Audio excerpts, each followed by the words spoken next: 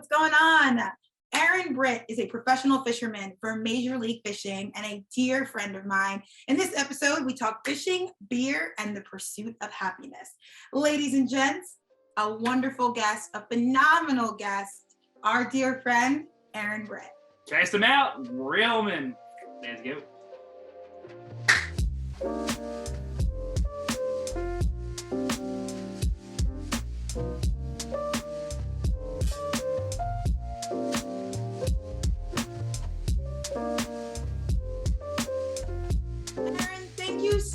So much for being with us. This is actually a new location. We're in our living room right now, which we usually don't do, but we figured it's more comfortable to just be at home and chill and make it more natural.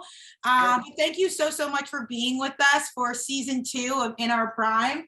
You just met my husband for the first time. Yeah, thank you for having me. First of all, it's been so long I've seen you. It's nice to see your face again. It's been what, 5 years, 4 years? How long has it been? Oh, when did we do the show? Well, when did we try to do the show? Before we were married. 2018? I guess. No, 19. Had to have been 19. 19. I think it was 19. Nah, because we got married. No, we got married in 19. I was like, wait, no, we got married. So yes, it was 18. So I'm it's 4. That's too much. I'm so much older now. It's 4 years ago. It's terrible. Oh, that's crazy. It's a whole Olympic cycle. But so for everybody to understand and to know, I had auditioned for a show called $1 Million Mile, and it was shooting out in LA. And I got to meet an incredible amount of people, and Aaron was one of these people that I got to meet, and we got really close. Like everybody had little groups and stuff, and it was like me, you, and Ziegler.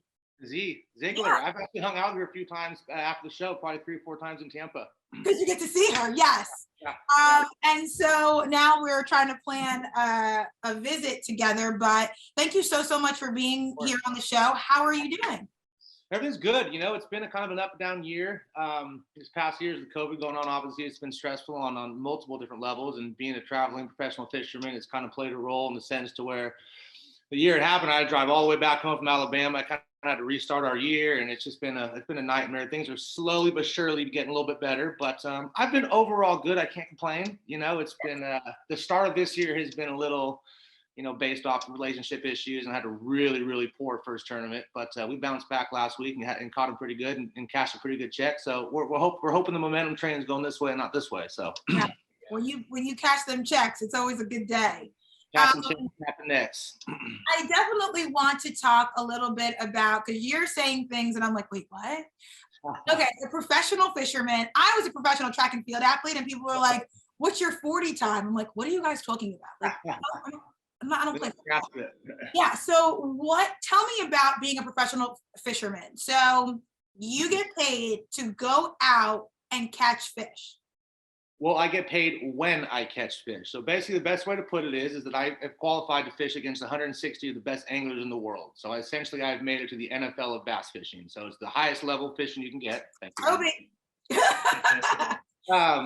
And basically what we do is we fish 8 tournaments a year, and we travel all over the country. Basically each tournament, unfortunately, is Texas East. They don't come out to California. California's a bunch of pinheads, and they don't pay them money. So they hold all their business out here west. So they make us travel. So we show up to a tournament. We get 2 days to practice before this tournament starts, which means we get to go out, for 12 hours, 14 hours, generally a day. And we go out and try to scope out where we think the fish might be living, use our electronics, and dial in a pattern. 12 to 14. 12 to 14 hours. I fish sun up to sundown. So it depends. So for instance, at Lake Champlain in July, and you'll know this, in New York, the sun comes up at 5 in the morning, doesn't set till 9. So I'm on the water from sun up to sundown. We take it very seriously. So what's in your cooler that you bring on the boat with you for 15 hours worth of fishing? What's your snack? I'll be honest with you. It should be a bunch of Gatorade and water and liquids, but it's generally like a Slim Jim and half of a bottle of water. Attaboy. So I'm terrible at hydrating myself when I get off the water. God, my head hurts. I wonder why my head hurts. Just because you didn't drink anything. Once I start fishing, I'm very focused. I'm very it's hard for me to take a break, even though I know it's for my best interest, but yet I'm so focused on what I do. It's hard to stop and do it. I've been getting a little bit better just because my bones and body and joints need it, and I physically can feel that now. So I'm doing better at that. But yeah, so we get 2 days of practice, and then we sign up for the tournament, and essentially we go out and we catch as many fish as we can during the first day of the tournament, and you bring back your 5 biggest fish, and it's a cumulative weight process. So if let's say it costs us $5,000 per tournament, we fish 8 a year, so it costs me $40,000 just to play, and that's not the gas, that's hotels, driving. I mean, there's food, lodging, so there's a lot. It costs me. You know, we get sponsor money depending on who it is. You get more from some than others, but it costs about $70,000 just to play. So if you don't finish in the top, everyone fishes the first 2 days, and then the top 50 advance to the third day. So if you make the top 50 cut, you're guaranteed $15,000. So you're already guaranteed. There's like a weaning out process for each. Yeah, exactly. Yeah, and then after the third day, the top 10 fish, and then they actually cancel the weight. So generally in years prior was each day you just add your weight up each day, and after all 4 days your cumulative weight. But now what they've done is they do 3 days, you make it to the 4th day, they zero the weights out. So it's just a 1 day shootout for $150,000. There we Yeah. go. So, Oh, let me get into fishing real no, quick. I'm good. It's stressful. I promise you, it is so stressful. I get it all the time. Like, oh, you're a professional fisherman. It's the best job in the world. And granted, I wouldn't change it for anything. I love it. But I think people get the misconception of me, you know, going out sitting on a boat with a bobber and drinking a beer and smoking a joint and catching fish. Like it's not like that. Like, granted, I get to go do what I love to do. I get to travel. I get to see a lot of sunrises all over the country. It's amazing, but there's a lot of stress that goes with it. I haven't been home since January 3rd. So I just booked a flight home next week. So it's the first time I've been home in 3 months. And when you don't catch fish, for instance, my first one, I finished 130th. I think I spent probably close to $12,000, and I made zero. So it's basically like being a poker player. If you do really well, you're eligible to make a lot of money. If you don't do very well, you make $0. So it's a gamble. A lot of these guys that do it have been doing it for 30, 40 years, and they have jobs on the side or own businesses, or they have other income coming in. And for me, this is my livelihood. So I always feel like there's a lot more stress and weight on my shoulders doing this. I'm a young kid. I'm the only one on tour with tattoos. I'm very vibrant, for the most part. And it's worked out pretty well. People love me for the most part. You always have them haters. They're always going to be there. You know what I mean? But it's been a fun ride, a fun process. And I hope to be doing this till I'm in a wheelchair. So what's the biggest you've ever reeled in? Biggest bass or biggest fish? Both. Let's do both. Okay. Biggest bass is 14 pounds, 2 ounces, which is really, really big. If you understand the bass fishing world, that was caught in California when I was, maybe 24, about 11, 12 years ago. And then the biggest fish I caught the sturgeon. It was over 200 pounds. And that's actually a freshwater fish. Yeah, they're scary. They're like dinosaurs. How tough was that to reel in? You know what? If you have the right equipment, it's not terrible. And we're actually drifting down the river with it, so it wasn't like we were stationary. But it took about 30 minutes or so. But I mean, again, I had these muscles here. It's real easy to pull. Those guns. Gun show. Tickets. Pretty big muscles over here. So. Wow, that is absolutely incredible. How old were you when you got into this? Man, fishing has been. It's funny. So when I grew up, we could pass any body of water, whether it be a puddle on the side of the road, a creek, anything, and I'd be like, Dad, are there fish in there? I've just always been infatuated. I don't even eat fish. Zero fish. That answers one of my questions then. Yeah, I eat fish. Just cross that one off the list. I'm all catch and release. Everything I catch, I put right back in the water. I don't harm them. I don't kill them. I don't hunt. I'm not a fan of killing animals. I just don't. I mean, I eat them. Meat and whatnot, but I'm just not. It's just never been. I get flashbacks of watching my dad like knife him open on the side of the house, and I was like, God, you were just swimming like 20 minutes. It just felt wrong to me. Like I just didn't like it. Yeah. Yeah, so I just get, and I let them go. I mean, someone else catch another day. It's not, I just have an infatuation with just catching fish. But anyway, yeah, so I was probably 5 or 6. My dad used to take me out and we used to go bobber fishing for little perch. And the older I became, he used to take me to creeks and we wear like matching shirts, like a bunch of losers. And we actually have a picture. It's actually really cute. But we used to wear these creels with like live worms in them. And we'd walk down the banks of these creeks and catch these fish. And back then I wanted to keep them just to go show them off. I used to have a motor scooter when I was in high school, and I would skip school on my motor scooter. I'd go down to the river and I would catch like 20-pound striper in front of all these like adults. And I'd hike the fish up the deal and I'd put his gills on my handlebars and I would drive this fish through town with 20, just to give to my neighbor, just to show him I caught it. I didn't want anything to do with it, but it was just something that just made me happy. But yeah, just started fishing at a young age with my dad, and then once he saw it was such a big passion of mine and something that's made me happier than anything in the world, I think he bought me a boat when I was 17. a 94 Rangers 361V with a 150 horsepower Mercury on the back of it. I'll never forget it. And I was to say, you know it all. well, I have to, yeah. And I fished out of that boat for God probably 6 years, and in 2014 I won a tournament for almost $70,000 out of it, and took all that money and threw it right back in it and bought a brand new boat in 2014. Qualified to fish the tour in 2016. Started getting sponsors and just really started living my dream, my eyes open. And it was just kind of one of those things where, you know, growing up, I used to watch these kids on TV. I mean, people on TV literally in the morning, and now I'm fishing against them, like, and I'm competing against them. So it's a really gratifying experience. And it's just been every now and then I'll close my eyes, like, fuck, I get to, like, I'm fishing for a living. Like, I'm doing what I've always wanted to do. And there's not a lot of people that get to say that, you know? So A lot of people don't, 100%. I can most people. attest to that. Yeah. Getting to do something that you love is absolutely incredible. But like you said, most people see it from the outside looking in and being like, it's so glamorous. And you're like, no, there's a lot of work. There's I always know that you drove to all Yeah. your tournaments. And that's another thing too. Like, I didn't realize how tough that was. It takes 12 hours just to get out of California. Then once you get out of, I mean, it's just, you got to go through New Mexico, Nevada. If you've ever been to those two states, don't. It's just it's just sand with a castle every now and then. It's just terrible. It's absolutely awful. I've been to You've Nevada. been to Vegas. Yeah. Vegas is its own little thing. Yeah, Vegas is its own little world for sure. And I've been to New Mexico. My sister used to live there. Oh, nice. I'll tell you what, New Mexico does have some of the prettiest sunsets I've ever seen in my life. Never, Beautiful sunsets. never saw one. Go back and check one out. I definitely will. We'll go. Yeah, we'll have to. We'll take a trip. We'll have to. We'll take a trip. There you go. I have to say this because I know this about you, and meeting you 4 years ago, which is still crazy to say, and now speaking to you now, following you on social media, which I urge everyone to do because you're such a great spirit, you have such a great heart, and obviously, like, I love the person that you are. Even with the highs and the lows of the sport, you have this positive energy about you. What is that about? Is that just who you are? Is that just what you want to emulate? Is that what you want to leave behind? You're smiling, you're positive. Is that a part of your brand?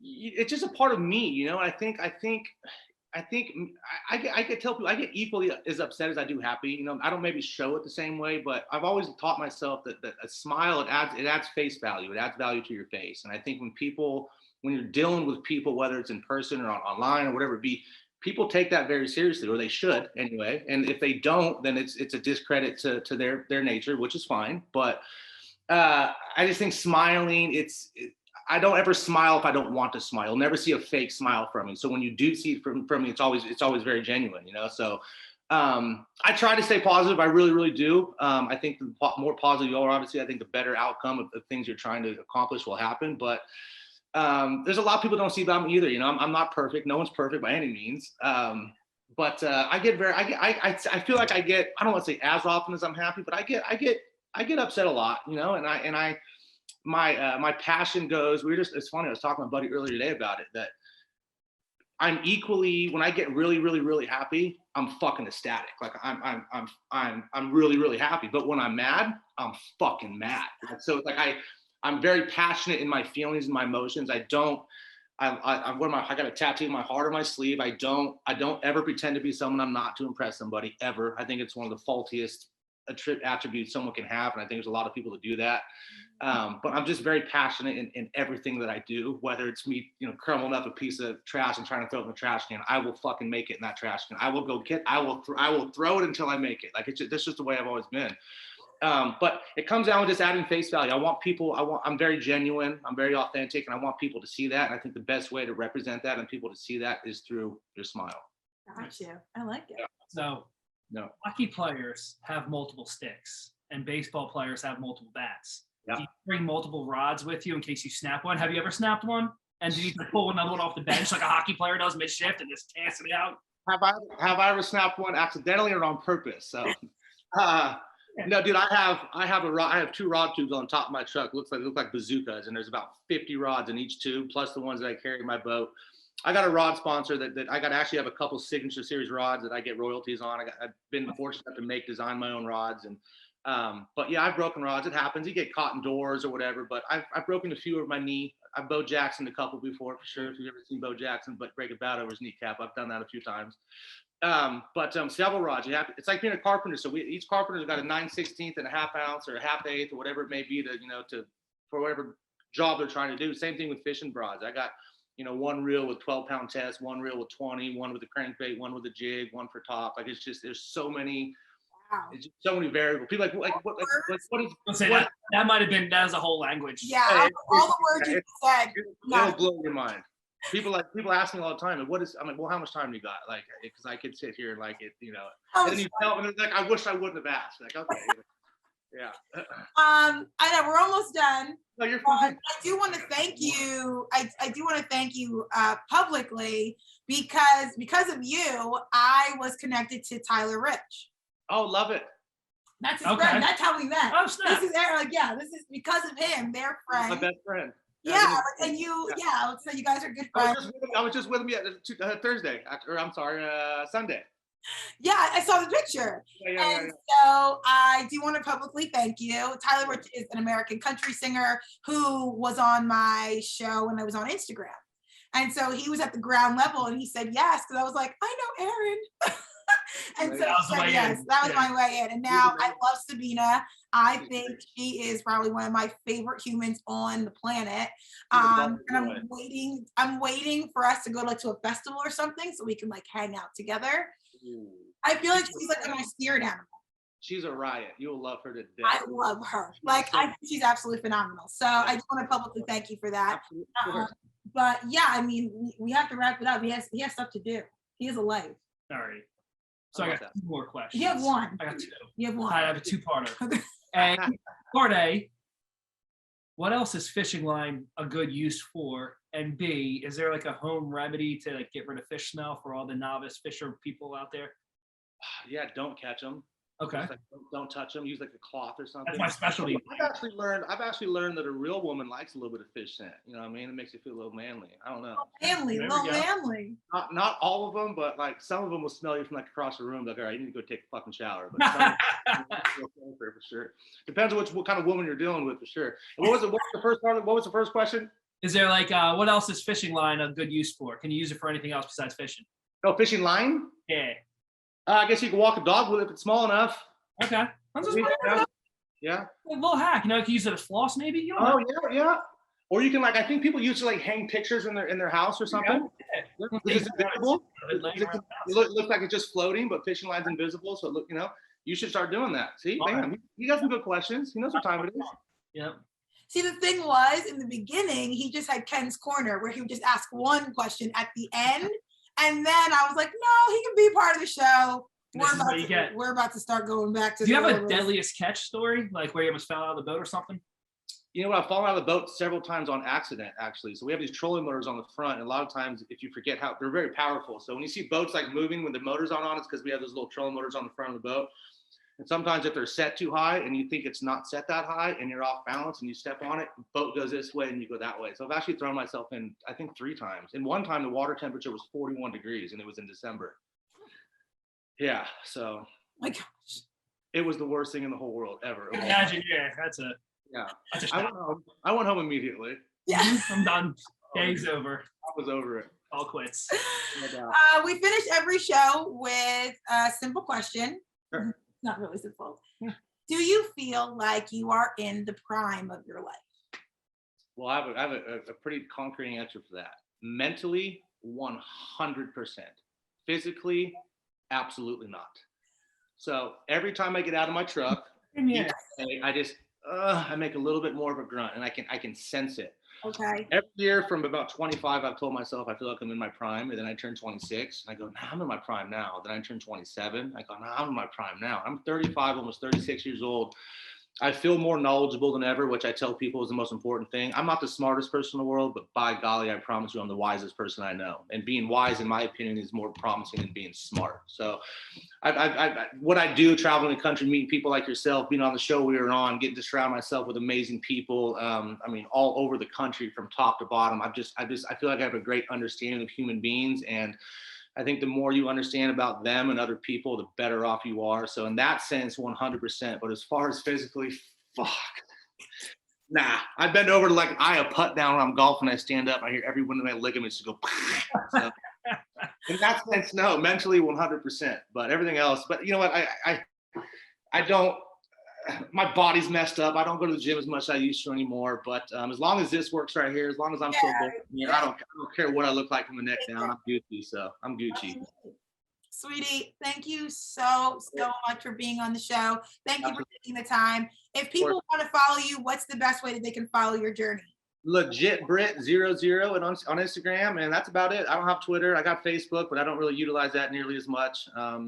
Yeah, basically Legit Britt on Instagram. Just follow along and come for the ride. All right, awesome. We'll tag his page below. Thank you so much, sweetie, for coming on. And I know you're super busy, but I am so humbled and grateful. And we definitely need to meet up. We need to have. I would love that. I would love that. Yeah, a couple of Pacificos with our names on it. Yeah. Hey, I got a couple cases of Pacificos with their names on. We'll make it work. I promise. Done. Making good decisions. Fantastic. Fantastic. It was nice meeting you, my man. Let's keep in touch.